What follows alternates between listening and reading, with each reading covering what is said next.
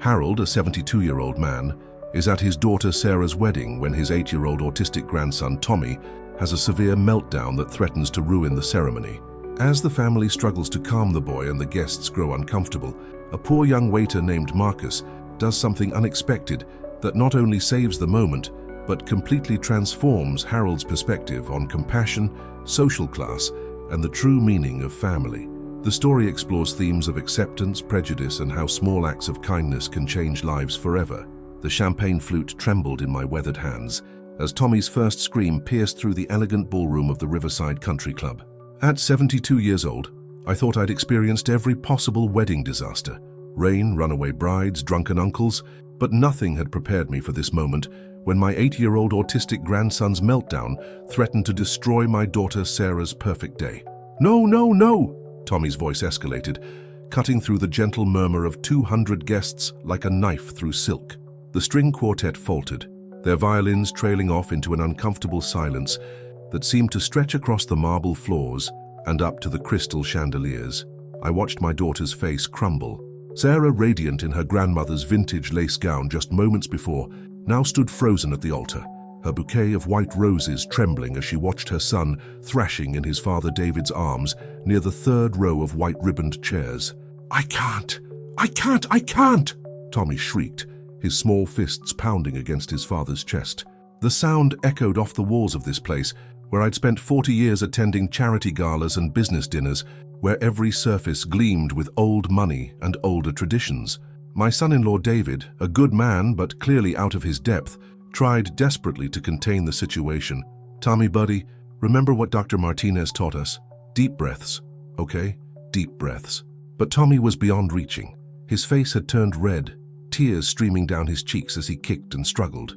The sensory overload of the crowded room, the unfamiliar sounds, the formal clothes we'd insisted he wear, it was all too much for his 8-year-old mind to process. I felt every eye in that ballroom turn toward us. Mrs. Whitmore from the tennis club whispered something behind her jeweled hand to her husband. The Johnsons, longtime family friends, shifted uncomfortably in their seats. Even Reverend Phillips at the altar seemed uncertain whether to continue or pause the ceremony. This was supposed to be Sarah's dream wedding. For months, she'd planned every detail with the precision of a military operation. The flowers flown in from Holland, the cake from that famous bakery in Manhattan, the photographer who'd shot 3 royal weddings. She'd even convinced the country club to waive their usual restrictions about children under 10 at formal events. "Please, Tommy," David pleaded, now carrying the struggling boy toward the back of the room. "Let's go outside for a minute, okay? Just you and me." But Tommy's cries only grew louder. "Everything's wrong. Everything's wrong." I saw Sarah's maid of honor, her sister Jennifer, lean in to whisper something in her ear, probably suggesting they postpone or move the ceremony outside or God knows what else. But I could read the determination in my daughter's eyes, the same stubborn streak she'd inherited from her mother, God rest her soul. "We continue," Sarah said firmly, though her voice wavered slightly. "Tommy just needs a moment." The truth was, none of us really knew what Tommy needed. The autism diagnosis had come 2 years ago, when he was 6 and we were all still learning. David had read every book, attended every support group meeting. Sarah had researched therapies and special schools until her eyes burned from staring at computer screens. And me? I'd done what I always did when faced with something I didn't understand. I'd thrown money at the problem. The best doctors, the most expensive treatments, whatever they needed. But money couldn't buy understanding. Money couldn't make a crowded ballroom feel safe for a little boy whose nervous system processed the world differently than ours. "Stop looking at me!" Tommy suddenly screamed, and I realized he was right. Every single person in that room was staring at him, some with pity, others with barely concealed annoyance. Mrs. Chen, whose grandson was Tommy's age but neurotypical, actually had the audacity to shake her head in disapproval. My hands clenched into fists. How dare she judge my grandson? How dare any of them? Tommy broke free from his father's arms and ran, his small legs carrying him toward the service entrance, where the catering staff had been quietly moving in and out throughout the ceremony. David chased after him, his face flushed with embarrassment and panic. The whispers started then, a low buzz of conversation that filled the silence Tommy had left behind. Poor thing.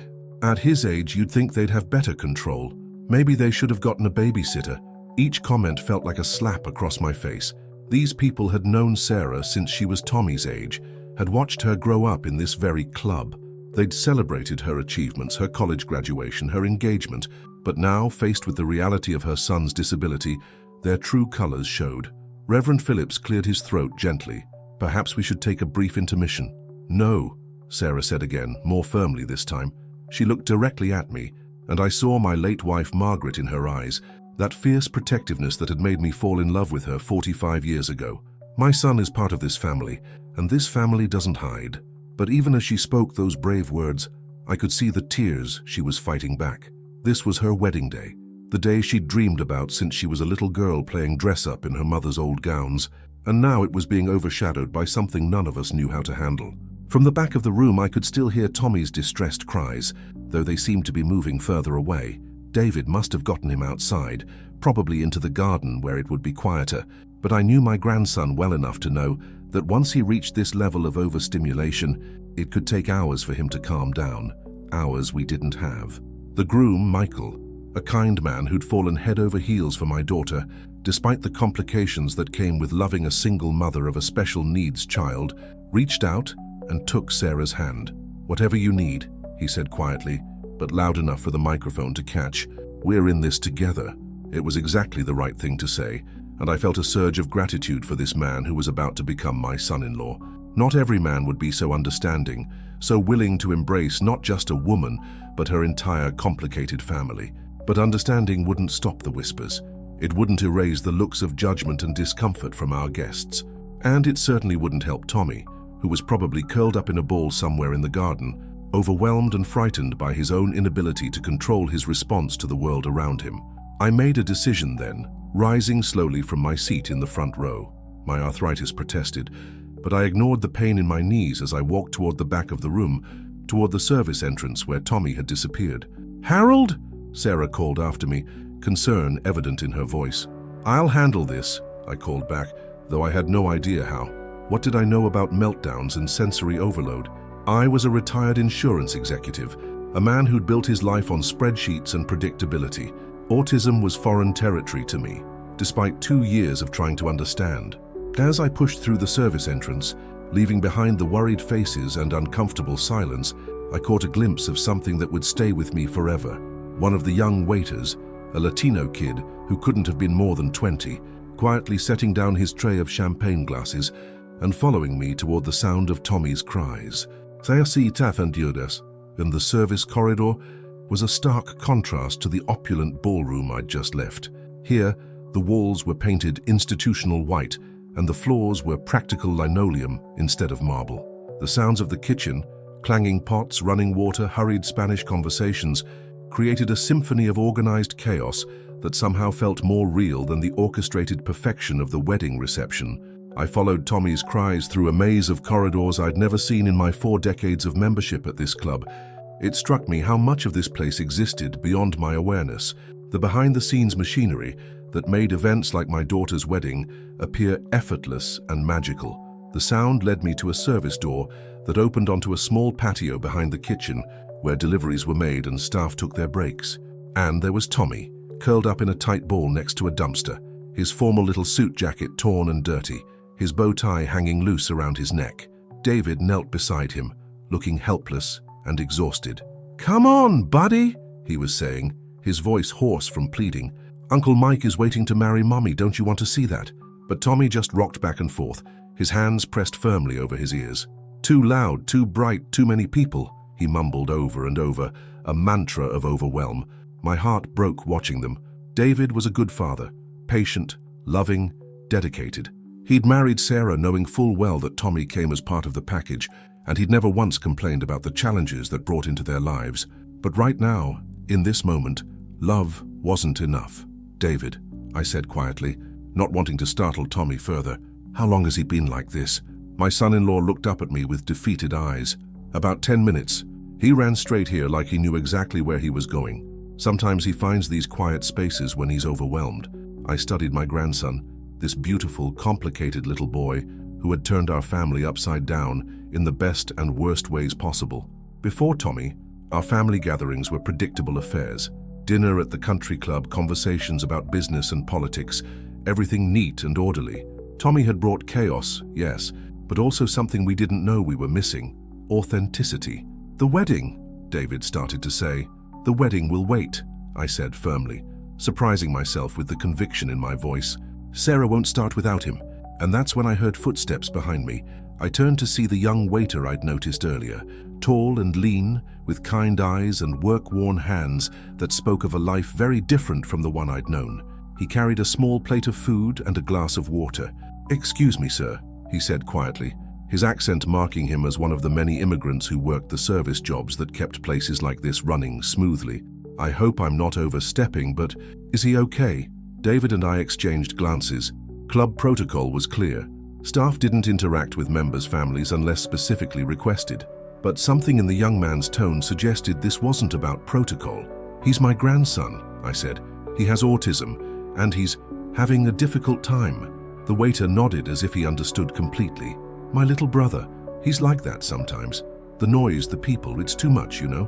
He set the plate and glass down on a nearby crate and slowly, carefully approached Tommy.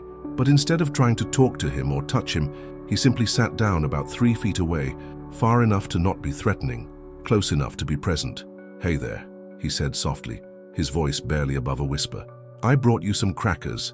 They're plain, no flavor or anything fancy, and some water that's not too cold, not too warm." Tommy's rocking slowed slightly, though he didn't look up. "You know what?" the waiter continued, still speaking in that gentle, unhurried tone. "When I was little, I used to hide in places like this too. All the noise inside, all those people watching, it made my stomach feel like it was full of butterflies doing somersaults." For the first time since the meltdown began, Tommy lifted his head slightly.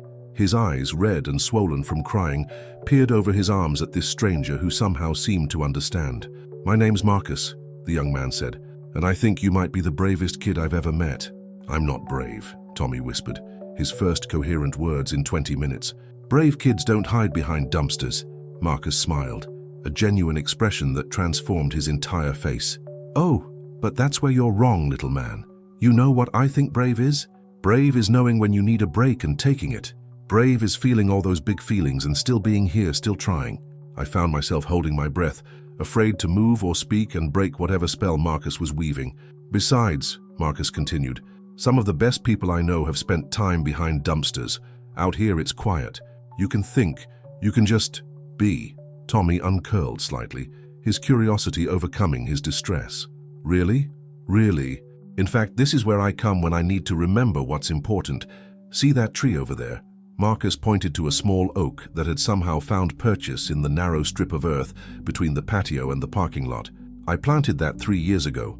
Nobody knows it was me, but every time I see it growing, getting stronger, it reminds me that sometimes the most beautiful things grow in the most unexpected places." I felt tears stinging my eyes. In 40-plus years of membership at this club, I'd never bothered to learn the names of the people who served our meals, cleaned our tables, made our events possible. They were background figures, invisible in their efficiency. But here was Marcus, showing more wisdom and compassion than most of the people sitting in that ballroom.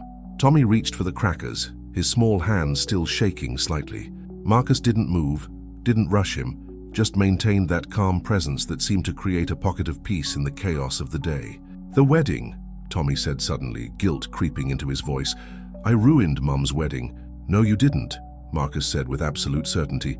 "You know how I know? Because love isn't that fragile. Real love, the kind your mom has for you, can handle anything, even meltdowns behind dumpsters." "Ker Sampani." The Marcus's words hung in the air like a gentle benediction, and for the first time in what felt like hours, I saw something shift in Tommy's posture. My grandson wasn't rocking anymore, wasn't pressing his hands against his ears.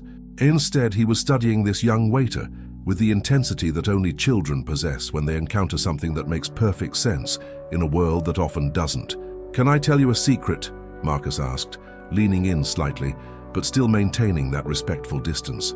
"I've been working weddings here for 2 years, and you know what the best part always is? It's never the fancy flowers or the expensive cake. It's always the family moments, the real ones, not the posed pictures." Tommy took a small bite of cracker, chewing thoughtfully, but everyone was staring at me, and I was making noise during the important part. "You were having big feelings during an important moment," Marcus corrected gently. "That actually makes perfect sense. Big moments deserve big feelings." David caught my eye over Tommy's head, and I saw the wonder there. In 10 minutes, this young man had accomplished what we'd been trying to do for months, helped Tommy understand that his reactions weren't wrong, just different. "How do you know so much about this?" David asked, his voice filled with genuine curiosity rather than suspicion. Marcus's expression grew soft, touched with something that might have been sadness or pride, or perhaps both. "My little brother Luis is 12 now, but when he was Tommy's age, we went through this all the time. My mom, she worked 3 jobs, so it was usually just me trying to figure out how to help him when the world got too loud." He reached into his jacket pocket and pulled out a small, worn photograph, a picture of himself with a boy who had the same kind eyes, but features that clearly marked him as having Down syndrome. "Luis taught me that everyone experiences the world differently, and that's not a bug, it's a feature." Marcus showed the photo to Tommy, who studied it with the same intensity he'd shown earlier. "He also taught me that sometimes the bravest thing you can do is ask for help, or take the break you need." I felt something crack open inside my chest. Here was this kid, and at my age, anyone under 30 was a kid, who probably made in a month what I used to spend on a single dinner at this club, teaching me something profound about my own grandson that I'd never understood. "Marcus," I said, my voice rougher than I intended, "how old are you, son?" 22, sir." He looked up at me with those remarkable eyes that seemed much older than his years. "I know I probably shouldn't have interfered, but nothing," I interrupted. "Don't you dare apologize for showing kindness." Tommy had finished the crackers and was sipping the water, his breathing finally returning to normal. The late afternoon sun was casting long shadows across the patio, and I realized we'd been out here for nearly 30 minutes. Sarah must be beside herself with worry. "Tommy," David said carefully, "do you think you might be ready to go back inside? Just to let Mom know you're okay?" The panic flickered back across my grandson's face, and I watched Marcus notice it immediately. "What if," Marcus said slowly, "we made a plan? Not for the whole ceremony, just for right now, one step at a time." "What kind of plan?" Tommy asked, intrigued despite his anxiety. Marcus stood up and brushed the dust off his black work pants. "Well, first we could walk back through the kitchen. It's louder than out here, but it's a different kind of loud. Working sounds, not party sounds, and there are fewer people." Tommy nodded slowly. The kitchen sounds had been present in the background this entire time, and they hadn't triggered his distress the way the ballroom had. "Then," Marcus continued, "we could peek into the ballroom from the service door just to see how Mom's doing. If it feels like too much, we come right back out here. No pressure, no expectations." "And if I can handle that?" Tommy asked, hope creeping into his voice. "Then we ask your mom and dad what they think would work best. Maybe you sit near the back, close to the door. Maybe Grandpa Harold here sits with you, ready for a quick exit if needed." Marcus looked at me, and I found myself nodding vigorously. "I'd be honored to be your exit buddy," I told Tommy, and meant it more than I'd meant anything in years. For the first time all day, Tommy smiled. Not his big, unreserved grin that could light up a room, but a small tentative expression that spoke of courage being gathered like flowers in a basket. "Okay," he said, "let's try the plan." As we prepared to go back inside, I found myself walking beside Marcus, while David helped Tommy straighten his disheveled clothes. "Son," I said quietly, "I don't know how to thank you for this." Marcus shook his head. "No thanks needed, sir. We all need help sometimes. But this is your job. You're supposed to be serving champagne and canapes, not providing therapy to difficult grandchildren." The young man paused at the service door, his hand on the handle. "Mr. Whitfield, Harold Whitfield. Mr. Whitfield, can I tell you something? I've been working service jobs since I was 14. Hotels, restaurants, country clubs, places where people have money and expect things to run smoothly. And you know what I've learned? The people who tip the best aren't always the kindest people. The people who say please and thank you aren't always the ones who see you as human." He opened the door, and the familiar sounds of the kitchen enveloped us. The sizzle of pans, the rapid-fire Spanish instructions from the head chef, the clink of dishes being prepared for the reception dinner. "But every now and then," Marcus continued, "you meet a family that reminds you why the work matters. Not because of the paycheck, but because sometimes you can actually help. And that little boy in there, he's going to be just fine because he's got people who love him exactly as he is." We walked through the kitchen in single file, Tommy staying close to his father, his eyes wide, as he took in the controlled chaos around him. Several of the kitchen staff smiled at him, and one older woman, probably the pastry chef based on the flour dusting her apron, gave him a thumbs up. "Mira, que guapo," she said, pointing to his bow tie, which David had managed to straighten somewhat. Tommy didn't understand the words, but he understood the kindness behind them. He stood a little straighter, his confidence building with each step. When we reached the service entrance to the ballroom, Marcus held up a hand. "Remember, we're just looking. If it's too much, we turn around and go back to our quiet spot." He cracked the door open just enough for us to peer through. The scene inside had changed dramatically in our absence. Sarah was no longer at the altar. Instead, she was moving through the crowd, talking to guests, her wedding dress trailing elegantly behind her. She'd clearly made the decision to mingle rather than stand frozen waiting for us to return. "Smart girl," I murmured, pride swelling in my chest. "She's making the best of it." Michael, the groom, was doing the same, working the room with the easy charm that had made him successful in his marketing career, but I could see the tension in both their shoulders, the way they kept glancing toward the service entrances. "They're worried about you," Marcus observed, addressing Tommy directly, "but they're not angry. Look at your mom's face when she laughs at something Mrs. Patterson just said. That's not the face of someone who's upset with her son." Tommy studied the scene carefully, his analytical mind processing what he was seeing. "She does look okay," he admitted, "but there are still so many people." "There are," Marcus agreed, "but look closer.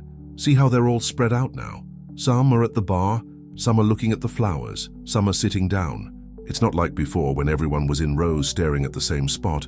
He was right. The formal structure of the ceremony had dissolved into something more organic and manageable. People were moving around, conversations were flowing, and the oppressive feeling of being on display had dissipated.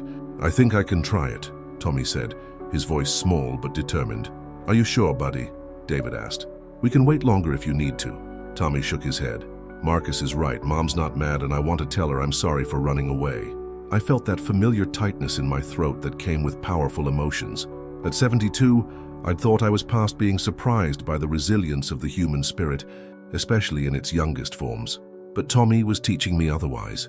As we prepared to enter the ballroom, Marcus started to step back. "Wait," I said, catching his arm. "Come with us." He looked surprised. "Sir, I really shouldn't. I'm working and—" "You're part of this now," I said firmly.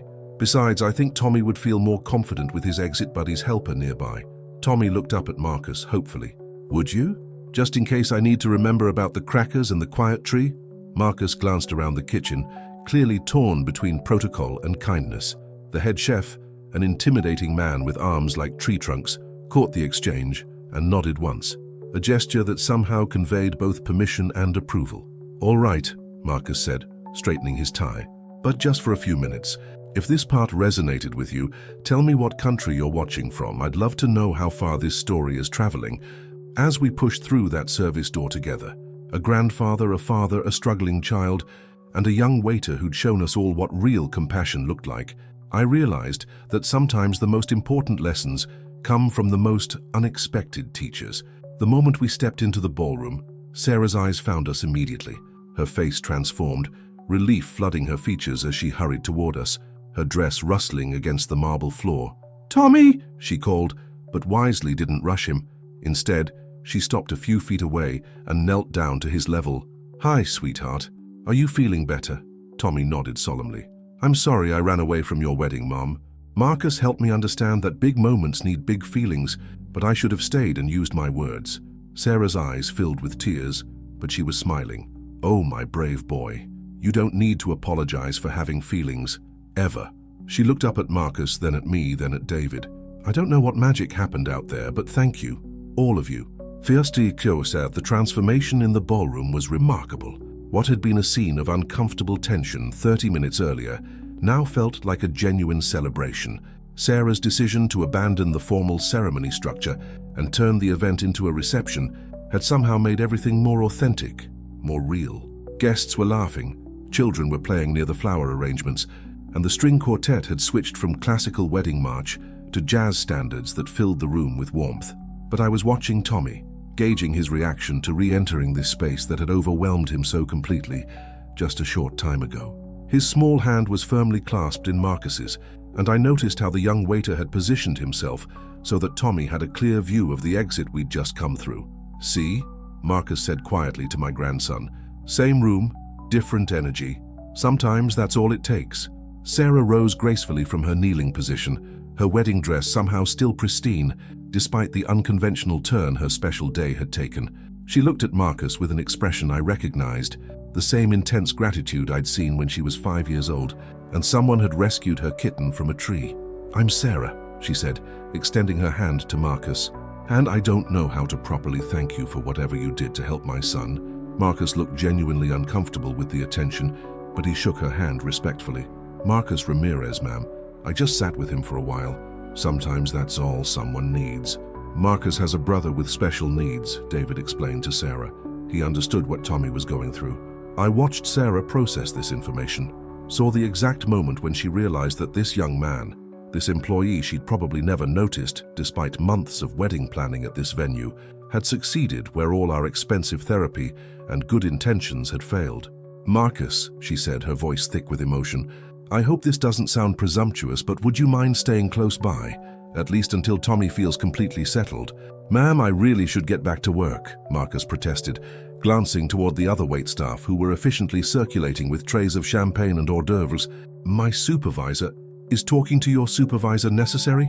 I interrupted, already reaching for my phone. "Because I'm quite certain that can be arranged." Marcus's eyes widened slightly. "Sir, I don't want to cause any trouble. I just wanted to help." "And you did help," Sarah said firmly. "More than you could possibly know." Tommy tugged on Marcus's sleeve. "Can you stay? At least until I see if I can handle the music getting louder." Before Marcus could respond, Michael approached our small group. My soon-to-be son-in-law had loosened his tie and rolled up his sleeves slightly, and he wore the expression of a man who'd just navigated his first major family crisis with grace. "Everything okay over here?" he asked, though his relieved smile suggested he already knew the answer. "Michael, this is Marcus," Sarah said, making introductions. "He's the person who helped Tommy when we couldn't." Michael studied Marcus with the same analytical eye he brought to his business dealings, but what I saw there wasn't suspicion, it was recognition. The recognition of someone who understood the value of genuine character over superficial credentials.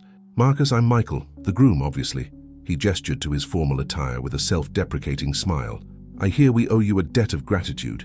"No debt, sir, just glad I could help." "Well, I insist you let us show our appreciation somehow. After all, you essentially saved our wedding." I watched this exchange with growing fascination. Here was Marcus, a young man who probably made minimum wage plus tips, being treated as an honored guest by people who moved in circles where such interactions typically never occurred, and rather than seeming overwhelmed or opportunistic, he remained gracious and humble, focused entirely on Tommy's well-being. "Actually," Tommy piped up, his voice stronger now, "can Marcus sit with us during dinner? He promised to tell me more about his tree." The request hung in the air, and I could practically feel the shift in dynamics it represented. Club protocols, social hierarchies, the invisible lines that separated staff from members. Tommy's innocent question challenged all of it. Sarah and Michael exchanged a look, one of those wordless conversations that couples master over time. Then Sarah turned to Marcus with a smile that reminded me so much of her mother. It took my breath away. "We would be honored to have you join us," she said. "That is, if you're allowed to take a break from work." Marcus looked genuinely torn. "I appreciate the offer, I really do, but I can't just abandon my shift. The other staff would have to cover for me, and that's not fair." "What if it wasn't abandoning?" I found myself saying, the idea forming as I spoke. "What if it was a different kind of work assignment?" Everyone turned to look at me, and I felt that familiar surge of energy that came with solving complex problems, the same feeling that had driven my success in the insurance business for 4 decades. "Marcus, you mentioned having experience with special needs situations. What if we formalize that? What if the club hired you as a special consultant for events involving families with special needs children?" The suggestion surprised even me with its spontaneity, but as I said it, I realized how much sense it made. The Riverside Country Club hosted dozens of family events each year, weddings, anniversaries, bar mitzvahs. How many other families had struggled with similar challenges, or simply avoided such venues altogether because they feared their children couldn't handle the environment? "Dad," Sarah said quietly. "That's actually brilliant." Marcus looked stunned. "Sir, I don't have any formal training or certifications. I just know what works with my brother." "Sometimes experience trumps credentials," Michael said thoughtfully. "And what you did today, that was pure expertise regardless of where you learned it." I was already mentally calculating the logistics. The club was always looking for ways to differentiate itself from competitors, to justify the premium membership fees. A reputation for being genuinely inclusive, for being the place where all families felt welcome regardless of their children's needs. That could be a significant selling point. "Let me make some calls," I said, my mind racing. "If I can arrange something with management, would you consider it?" Marcus glanced down at Tommy, who was looking up at him with undisguised hope. I mean, yes, sir. Of course. But what about tonight? I can't just walk away from my shift without creating problems for everyone else." "Tonight, you don't walk away," Sarah said decisively. "Tonight, you pull double duty. You do your regular job, but you also keep an eye on Tommy. We'll make sure you're compensated fairly for both roles." Before Marcus could protest, she turned to me. "Dad, can you handle the conversation with management?" I was already scrolling through my contacts. "Charles Morrison owes me 3 favors from the insurance restructuring I helped him with 2 years ago. Let me see what I can do." As I stepped away to make the call, I heard Tommy asking Marcus about the tree again, and Sarah suggesting they get some appetizers from one of the circulating waiters. The normalcy of it all, family members chatting, a child asking questions, the gentle buzz of a successful party, felt like a small miracle. Charles Morrison answered on the second ring, probably because he saw my name on the caller ID and knew I didn't make social calls during business hours without good reason. "Harold, what can I do for you? Please tell me you're not calling about insurance rates again. Something better, Charles. Something that could set this club apart from every other venue in the state." I explained the situation quickly, efficiently, the way I'd learned to present business cases during my career. I outlined the problem. Families with special needs, children often felt excluded from traditional venues. I described the solution, Marcus's natural ability to create inclusive environments. And I painted the opportunity, positioning the Riverside Country Club as the premier family-friendly venue that truly meant it. "You're talking about creating a new position," Charles said slowly. "That means budget implications, insurance considerations, training protocols. I'm talking about competitive advantage," I countered. "How many members do you think you lose each year because their families don't feel comfortable here? How many potential members choose other venues because they don't think this place will accommodate their children's needs?" There was a long pause while Charles considered this. I could hear him typing, probably already running numbers. "And this young man, Marcus, he's already demonstrated these skills. Charles, in 30 minutes he accomplished what trained professionals have been working on for 2 years. He didn't just calm Tommy down. He helped him understand himself better." "All right," Charles said finally. "Here's what I can do. Tonight he stays on regular staff but with modified duties, essentially what your daughter suggested. Starting Monday he comes in to discuss a new position, Special Events Coordinator for Inclusive Family Programming. We'll start with a trial period, see how it works out. And compensation? Above standard event staff rates, obviously. This would be more of a specialized consultant role." I felt a smile spreading across my face. "Charles, you might just be a genius." "Harold, I'm a businessman. If this works, if we can genuinely become the go-to venue for families who felt excluded elsewhere, the membership implications alone would justify the position." When I returned to the group, Marcus was kneeling beside Tommy, showing him how to fold a napkin into a flower shape, apparently a skill he'd learned during his restaurant work. Tommy was concentrating intensely, his earlier distress completely forgotten. "Well?" Sarah asked, though my expression probably already gave away the answer. "Marcus," I said, "how would you feel about a career change? What comes next will surprise everyone in this room, including me. But if you're enjoying this story of unexpected connections, let me know what city you're watching from. I love hearing how these tales of human kindness reach people all around the world." The look on Marcus's face when I explained Charles Morrison's offer was worth every favor I'd called in, every string I'd pulled during my decades in this business community. It was the look of someone whose life had just taken an unexpected turn toward possibility. "You're serious?" he asked, his voice barely above a whisper. "Dead serious," I replied. "The club needs someone with your skills, and you've already proven you have them." Tommy looked up from his napkin folding project. "Does this mean Marcus will be here for other weddings too, in case other kids need help with their big feelings?" "That's exactly what it means," Sarah said, ruffling her son's hair. "Marcus is going to help make this place welcoming for all kinds of families." I watched Marcus process this information, saw him glance around the ballroom with new eyes, no longer as temporary staff, but as someone who belonged here, who had a role to play in making this community better. Farstim, the rest of the cocktail hour passed in a way I never could have anticipated. Marcus seamlessly transitioned between his regular duties and his new role as Tommy's companion, somehow managing to serve guests while keeping a watchful eye on my grandson. But what struck me most wasn't his efficiency. It was how naturally other staff members seemed to accept this unusual arrangement. The head chef, whom I'd seen nod his approval earlier, actually approached our group during a quiet moment. "Senor Marcus," he said in accented English, "my daughter, she has the autism too, 8 years old, like this little one." He gestured toward Tommy, who was now confidently moving around the room, though never straying far from Marcus's side. "What you did today, esto es importante." I watched Marcus's face light up with understanding. "Your daughter, does she struggle with crowded places too?" "See, yes, we don't bring her to many places. Too difficult, too judging." The chef glanced at me, perhaps wondering if he was speaking too freely in front of a club member. "What's her name?" Tommy asked, suddenly interested in this conversation about another child who shared his challenges. "Isabella," the chef replied, his stern face softening completely. "She loves to cook like her papa, but the noise of the kitchen, sometimes it's too much." An idea began forming in my mind, not the calculated business strategy that had driven my conversation with Charles Morrison, but something more personal, more immediate. "What if she could visit sometime?" I found myself saying. "When the kitchen is quieter, maybe during off-peak hours, Tommy could show her some of the quieter spaces around here." The chef looked startled by the suggestion. "Senor, that is very kind, but I could not ask." "You're not asking," I interrupted gently. "I'm offering. This place has been my second home for 40 years, but today I learned there are parts of it I never knew existed, parts that might be perfect for children who need quieter spaces." Marcus caught my eye and smiled, an expression of gratitude mixed with something that might have been pride. He understood what I was really saying, that the lessons he'd taught us today were spreading, creating ripples beyond just our immediate family. "Harold," Sarah appeared at my elbow, Michael close behind her. "The photographer wants to do some family shots before dinner. Is Tommy ready for that?"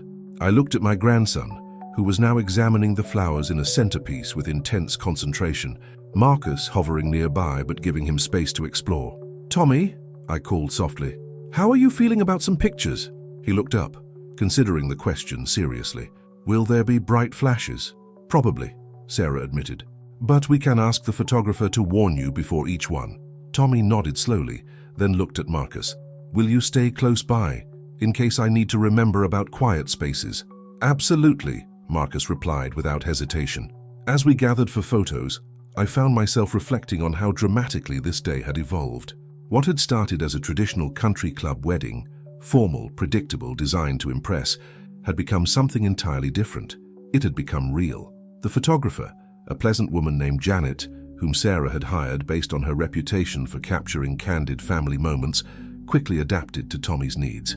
She explained each shot beforehand, gave him time to prepare for flashes, and even incorporated Marcus into a few of the group photos when Tommy requested it. "This is unusual," she murmured to me during a break while she adjusted her equipment. "Usually the families want staff to disappear during photo sessions." "This young man isn't just staff," I replied, watching Marcus help Tommy practice his photo smile. "He's the reason we're all still here celebrating instead of dealing with a family crisis." Janet studied the scene with professional interest. "You know, some of my best shots today have been the candid moments between your grandson and that waiter. There's something authentic there that you can't stage." She was right. Looking through her camera display, I could see what she meant. The formal posed shots were lovely, but the images of Marcus and Tommy together captured something precious. The moment when understanding bridges the gap between strangers, when kindness creates connection. "Make sure Sarah gets copies of those," I said. As we moved into the dinner portion of the evening, Charles Morrison appeared at my side. The club manager was a consummate professional, but I could see curiosity in his eyes as he surveyed the scene. "Harold, I have to say, this is not how I expected this conversation to play out when you called me an hour ago." I followed his gaze to where Marcus was helping Tommy navigate the buffet line, patiently explaining each dish and helping him choose options that wouldn't overwhelm his sensory sensitivities. "Honestly, Charles, it's not how I expected this day to play out at all. I've been watching him work," Charles continued. "The other staff, the guests, the way he's handled this situation, it's impressive, but I need to ask, are you sure this isn't just emotional decision-making, the gratitude of the moment?" It was a fair question and one that deserved a thoughtful answer. I took a moment to really observe Marcus in action. He wasn't just sitting with Tommy. He was actively working, refilling water glasses, clearing plates, maintaining the professional standards expected at an event like this. But he was doing it all while somehow remaining completely attuned to my grandson's needs. "Watch him for another 10 minutes, I said to Charles. "Then tell me if you think this is just emotion." Charles nodded and moved away to observe from a different angle. I continued watching as Marcus helped Tommy settle at our family table, positioned strategically near the kitchen entrance for easy exits if needed. The conversation at our table was flowing naturally, David discussing his work, Michael sharing stories about their honeymoon plans, Sarah glowing with the happiness that comes from a crisis successfully navigated, and Tommy was participating, not just tolerating the social situation, but actually engaging. He was telling Marcus about his favorite video games, asking questions about the food, even laughing at one of Michael's gentle jokes. "Dad," Sarah said quietly, leaning close to my ear. "Look around the room." I did, and saw what she meant. Other guests were watching our table with obvious curiosity, but it wasn't the uncomfortable staring from earlier. This was different. People were genuinely interested in the dynamic they were witnessing. Mrs. Chen, who had shaken her head in disapproval during Tommy's meltdown, was now smiling as she watched him animatedly explaining something to Marcus. "They're seeing something they've never seen before," Sarah continued. "They're seeing what inclusion actually looks like." She was right. The Riverside Country Club had always prided itself on being exclusive, carefully curated membership, high standards, an environment where people could relax among their own kind. But what we were demonstrating tonight was that true quality wasn't about exclusion. It was about creating space where everyone could be their best selves. "Mr. Whitfield?" Marcus appeared beside my chair, his expression slightly uncertain. "I hope I'm not overstepping, but Tommy mentioned that he sometimes has trouble with loud noises, and the band is about to start playing for dancing. I was wondering if you might want to show him where the quieter spots are, just in case." The band Marcus referred to was a 4-piece jazz ensemble that Sarah and Michael had specifically chosen for their sophisticated sound. But sophisticated didn't necessarily mean quiet, and I realized Marcus was thinking several steps ahead. "Excellent idea," I said, rising from my chair. "Tommy, want to take a quick tour with Grandpa and Marcus?" We slipped away from the table as the band began setting up, drawing the attention of most guests toward the small stage area. Marcus led us through the ballroom with the confidence of someone who had memorized every entrance and exit, every quiet corner and potential refuge. "Over here," he said, gesturing toward a small alcove near the bar that was separated from the main room by a decorative screen. "The sound is muffled, but you can still see what's happening. And if you need to step out completely, there's a side door that leads to the garden terrace." Tommy tested each location, standing quietly and listening to how the ambient noise levels changed.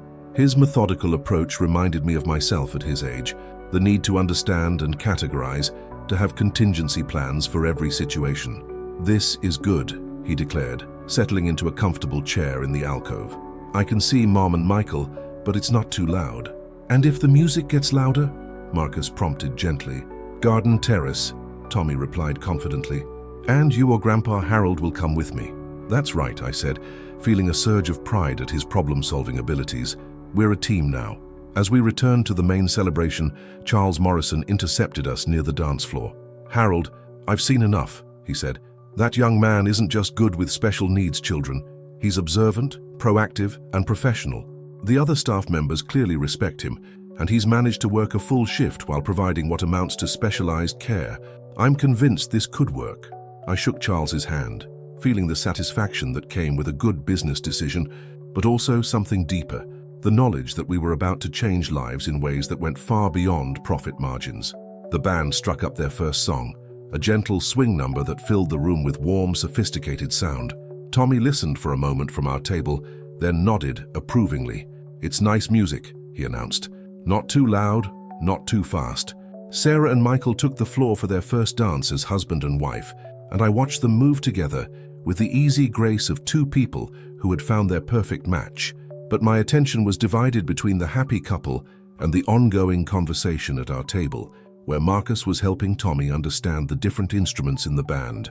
"The saxophone is my favorite," Tommy was saying. "It sounds like singing, but shinier." "That's a beautiful way to describe it," Marcus replied. "My brother Luis says music has colors. The saxophone would probably be gold to him." If you're following this journey of unexpected friendship and you want to hear how it ends, make sure you're subscribed. The next part will show you just how much one person's kindness can change an entire community. I love hearing from viewers around the world, so tell me what country you're watching from. It was in that moment, watching my grandson discover the joy of live music with the guidance of a young man who had entered our lives just hours earlier, that I realized something profound had shifted, not just in Tommy's ability to navigate social situations, but in my own understanding of what truly mattered. For 40 years, I had defined success by traditional metrics: financial security, social status, membership in the right organizations. But sitting in that ballroom, watching genuine human connection unfold across lines of class and circumstance, I understood that I had been measuring the wrong things entirely. The evening was drawing to a close, but the energy in the ballroom had only grown warmer as the hours passed. What had begun as a formal wedding reception had evolved into something more intimate, more genuine. Guests who had initially seemed uncomfortable with Tommy's presence were now actively engaging with him, asking questions about his interests and listening with genuine attention to his thoughtful responses. I found myself standing at the edge of the dance floor, watching Sarah and Michael share a quiet moment between songs, when Marcus appeared beside me. "Mr. Whitfield," he said quietly, "I wanted to thank you again for what you've done, not just the job opportunity, but including me in tonight, making me feel like I belonged here." I studied his face in the soft light of the chandeliers. There was something vulnerable in his expression, something that suggested this acceptance meant more to him than I might have realized. "Marcus, you earned your place here tonight. What you did for Tommy, for our entire family, that's not something you can repay with a simple thank you." He nodded, but I could see there was more he wanted to say. "Can I tell you something about why this matters so much to me?" "Of course." Marcus glanced around, making sure we wouldn't be overheard, then continued in a voice barely above a whisper. "When Luis was diagnosed with Down syndrome, my mother was working as a housekeeper at a hotel downtown. Beautiful place, expensive, the kind where people like you would stay." He paused, his hands fidgeting with his bow tie. "One day she had to bring Luis to work with her because our babysitter got sick. He was having a difficult day, similar to what happened with Tommy earlier. The hotel manager, he told my mother that her situation was creating an uncomfortable environment for guests. She was fired on the spot." I felt a familiar anger rising in my chest, the same protective fury I'd experienced when I heard the whispered comments about Tommy during the ceremony. "That's unconscionable," I said. "She found other work, eventually. But the message was clear. People like us, families like ours, we weren't welcome in places like this. We were the help, not the guests. And if we caused any inconvenience, any disruption to the perfect atmosphere," he shrugged, but I could see the pain behind the gesture. "Marcus," I said firmly, "you are not the help here. Not anymore. You're a professional, a specialist, someone with skills that this place desperately needs. I know that intellectually. But being included tonight, sitting at your family's table, being in those photographs, it feels like something my mother never thought would be possible for people like us." I was quiet for a moment, processing not just his words, but what they revealed about my own assumptions, my own blind spots. How many times had I eaten dinner at country clubs or exclusive restaurants without ever considering the lives of the people who served me? How many Marcuses had I encountered over the years without truly seeing them? "Where is your mother now?" I asked. "She works at a nursing home in East Hartford. It's good, honest work and she loves the residents, but the pay..." He trailed off, perhaps realizing he was sharing more personal information than appropriate. "Marcus, one of the benefits of your new position will be a significant salary increase. I made sure of that when I spoke with Charles Morrison." His eyes widened. "How significant?" I named the figure Charles and I had discussed and watched Marcus's face transform. It wasn't just surprise. It was the look of someone whose entire future had just shifted into focus. That's 3 times what I make now," he said, his voice barely audible. "You'll be earning it," I assured him. "This won't be easy work. You'll be dealing with families in crisis, children having difficult moments, situations that require both professional skill and emotional intelligence. But based on what I've seen tonight, you're more than capable." We were interrupted by Tommy bounding over to us, his energy finally flagging after hours of successfully navigating a complex social situation. "Grandpa Harold, Marcus, guess what? Uncle Michael taught me how to do the foxtrot." Well, sort of. I only stepped on his feet twice. I looked over at Michael, who was grinning despite his probably bruised toes. "He's a natural," my new son-in-law called out. "Just needs a little practice." "Can we show Marcus?" Tommy asked eagerly. Before I could respond, the band struck up a slower number, and Tommy was already tugging Marcus toward the dance floor. I watched in amazement as this young man, who had spent the entire evening working seamlessly, transitioned into being a dance partner for an 8-year-old boy. "He's not bad." Sarah appeared at my side, following my gaze as Marcus patiently guided Tommy through basic dance steps. "No, he's not," I agreed. "Sarah, I need to ask you something. Are you comfortable with all of this? The job offer, bringing Marcus into our lives this way? I don't want you to feel like I overstepped." She was quiet for a moment, watching her son laugh as Marcus dramatically dipped him during a turn. "Dad, do you remember when I was 10 and I brought home that stray cat?" I smiled at the memory. "Whiskers, your mother was furious about the mess, but she let you keep him anyway. You told me something that day that I've never forgotten.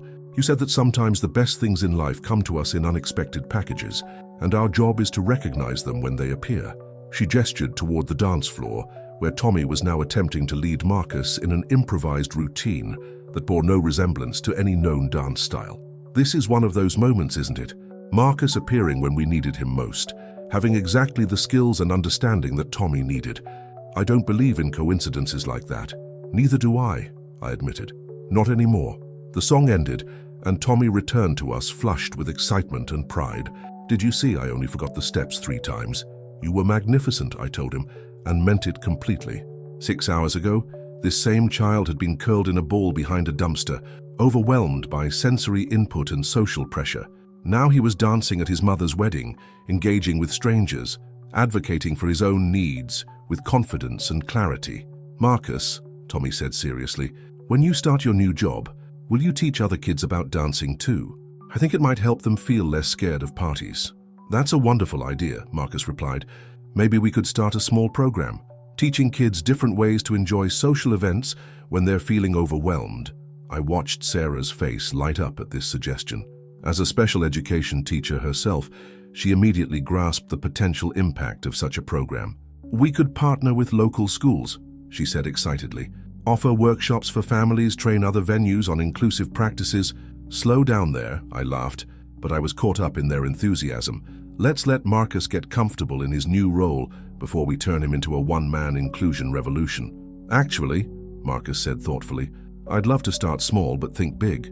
Maybe begin with just a few families, see what works, then expand based on what we learn." Charles Morrison appeared at our group, his timing impeccable as always. I couldn't help but overhear your conversation. "Marcus, I'd like to propose something. What if we scheduled a meeting next week? You, me, Harold, and perhaps Sarah, if she's interested, to discuss not just your immediate role, but some of these broader program ideas." "You'd consider that?" Marcus asked, clearly surprised. "Marcus, what happened here tonight has been noticed by everyone in this room. We've had 3 families approach me during the evening, asking about our special needs accommodation services. Word is already spreading." He pulled out his phone and showed us something that made my eyes widen. "The club's social media mentions have increased by 300% in the last 2 hours. Parents sharing stories about tonight, talking about how welcome their families felt.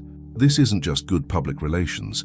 This is a community service that apparently has significant demand." I felt that familiar business instinct kicking in, the recognition of an opportunity that could benefit everyone involved. "Charles, what kind of timeline are we looking at for implementation? If Marcus is agreeable, we could start with a soft launch next month. A few select events, carefully chosen families, documented outcomes. If it works as well as I think it will, we could have a full program operational by the fall." Marcus looked overwhelmed by the scope of what was being proposed. I need to think about this. It's so much more than I expected." "Take your time," I said gently, "but remember, you've already proven you can do this work. Tonight was your audition and you passed with flying colors." Tommy tugged on Marcus's sleeve. "Will you still have time to tell me about your tree, even when you're helping lots of families?" Marcus knelt down to Tommy's level, his expression serious but warm.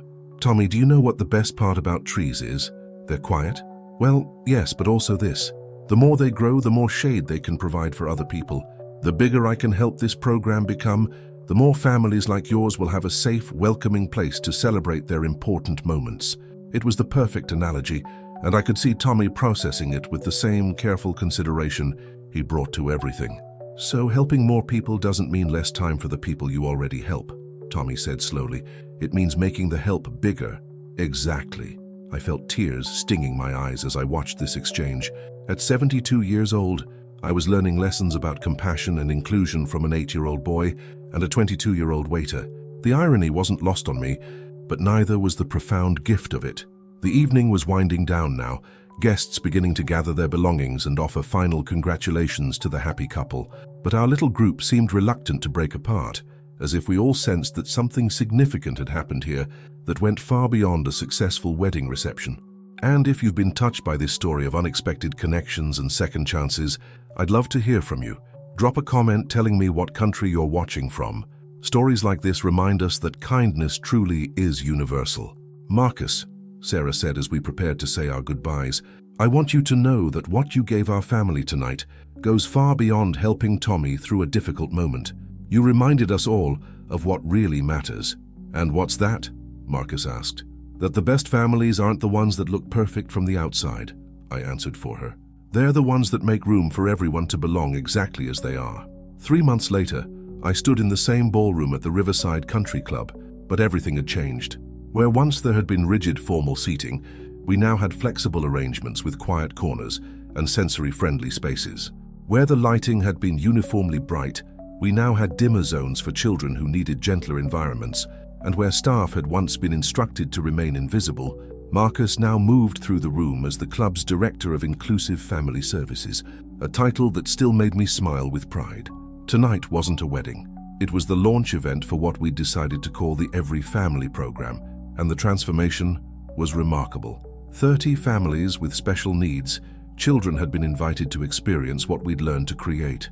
Celebration without compromise, inclusion without accommodation feeling like burden. "Abuelo Harold," a familiar voice called out, and I turned to see Isabella, the head chef's daughter, running toward me with the uninhibited joy that had become her trademark since she'd started participating in our pilot programs. "Hola, Isabella," I replied, my Spanish still clumsy but enthusiastic. "¿Cómo estás? I'm helping Marcus with the new kids," she announced proudly, switching to English with the ease of a truly bilingual child. "Tommy taught me how to show them the quiet spots."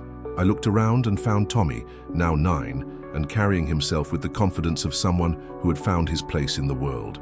He was kneeling beside a little girl who couldn't have been more than 5, showing her the same napkin folding technique Marcus had taught him on that transformative wedding day. "See, Maria, if you fold it like this, it makes a flower. And flowers are quiet and pretty, just like the quiet room if you need a break." Maria nodded solemnly, her concentration absolute as she attempted to replicate Tommy's movements. Behind her, a woman I recognized as her mother watched with tears in her eyes. "I never thought we'd be able to bring her to something like this," the mother whispered to Sarah, who had become my unofficial co-coordinator for the program. "At her cousin's quinceañera last year, we had to leave after 20 minutes. "How long has she been here tonight?" Sarah asked gently. 2 hours. 2 hours, and she's not just surviving, she's thriving." I felt that familiar swell of pride mixed with humility that had become my constant companion since this program began. We weren't just changing individual lives, we were reshaping what inclusion actually meant. "Mr. Whitfield," Marcus appeared at my elbow, carrying a tablet that had become his constant companion. "Can I show you something incredible?" He pulled up a series of photographs from tonight's event.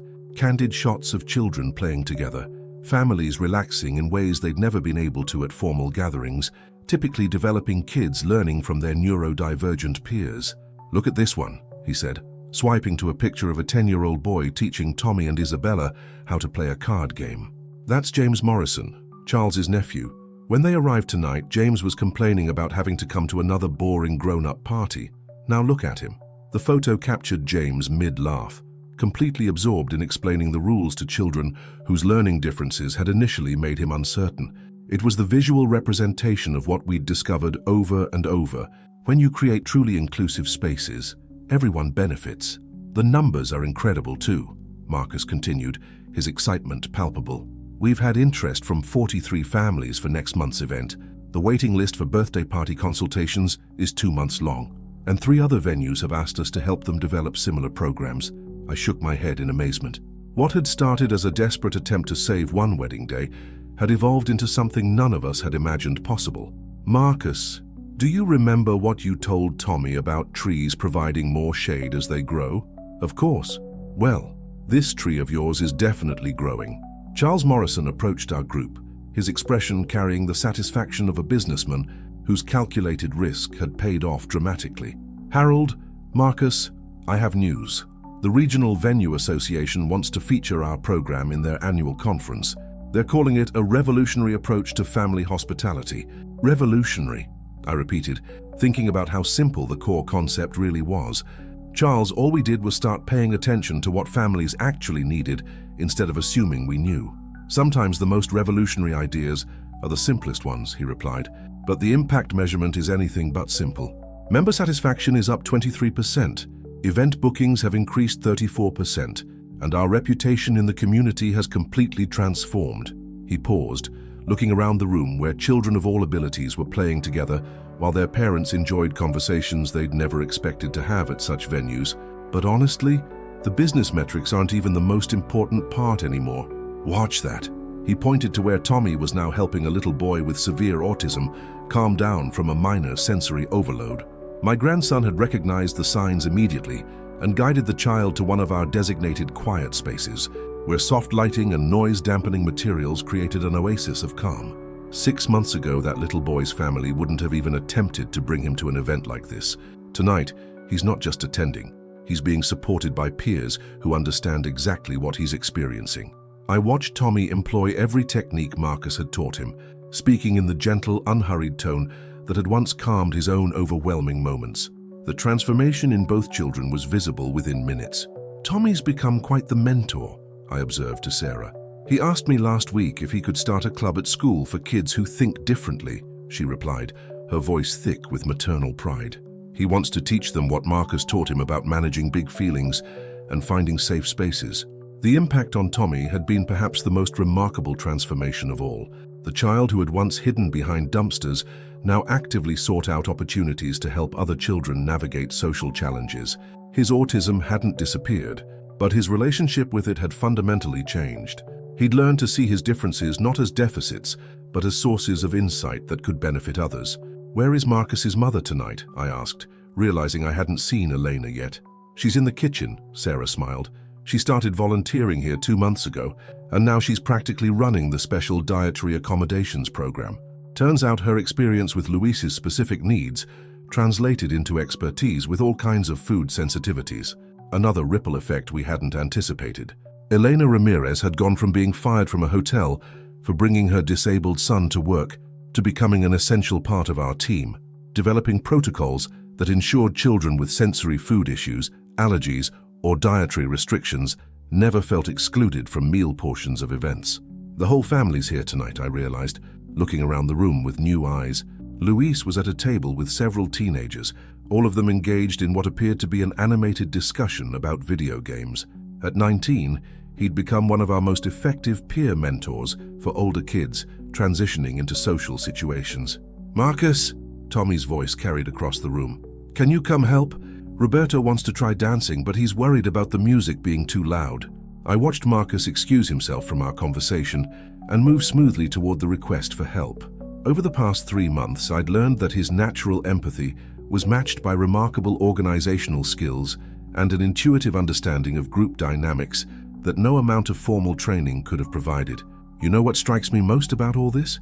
I said to Charles and Sarah as we watched Marcus work with Roberto and his family to find a volume level and musical style that felt comfortable.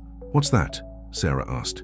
6 months ago, if someone had told me that the most important business decision I'd make this year would involve a 22-year-old waiter, I'd have thought they were crazy. But Marcus didn't just save Tommy's meltdown that day, he saved my understanding of what real value looks like. Charles nodded thoughtfully. "You know, Harold, I've been in hospitality management for 15 years, and I thought I understood customer service. But what Marcus has taught us is that real service isn't about creating perfect experiences for people who already fit your model. It's about expanding your model to create meaningful experiences for people who've been excluded. And the beautiful thing," Sarah added, "is that when you design for inclusion from the beginning, everything works better for everyone. The sensory-friendly lighting we installed doesn't just help autistic children, It creates a more intimate atmosphere that all our guests appreciate. The quiet spaces don't just serve kids with anxiety, they give everyone a place to recharge. I looked around the room one more time, taking in the scene that had become wonderfully familiar.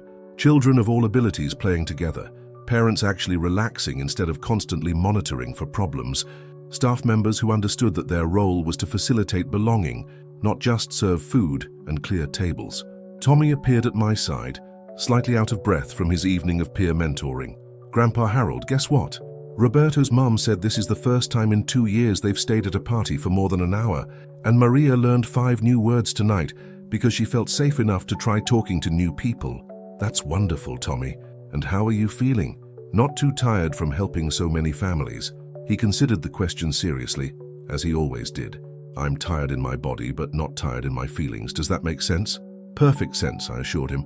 "Marcus says that's how you know you're doing something important, when the work makes you tired but happy at the same time." I felt my throat tighten with emotion. Marcus is a very wise man. "Grandpa, can I ask you something?" "Always."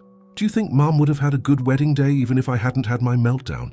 Even if we never met Marcus and learned about all this?" It was a profound question, one that had occurred to me many times over the past few months. "I think your mother would have had a beautiful wedding no matter what, Tommy, but I don't think our family would have learned what we needed to learn. And I don't think all these other families would have this place where they can belong." Tommy nodded, processing this with his characteristic thoughtfulness.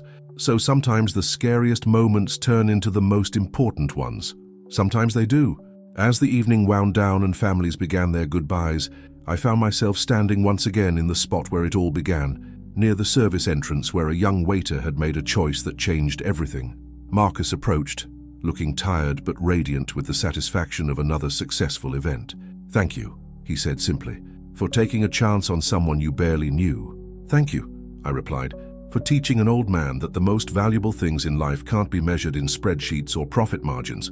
We stood in comfortable silence for a moment, watching the last families gather their belongings and head toward cars filled with children who were tired but happy instead of overwhelmed and distressed. "You know what the best part is?" Marcus said finally. "What's that?" 6 months ago, I was just trying to help one little boy get through one difficult moment. Now we're creating a world where thousands of children won't have to struggle the way Tommy did that day." I thought about the ripple effects that continued to spread from that single moment of compassion behind a dumpster. Tommy's confidence, Isabella's joy, Luis's leadership, Elena's expertise, the families who no longer had to choose between celebrating important moments and protecting their children's well-being. One act of kindness from a poor waiter had indeed done the unthinkable. It had transformed not just our family, but an entire community's understanding of what inclusion really meant. And if this story has moved you the way it moved me, please subscribe and share it with others.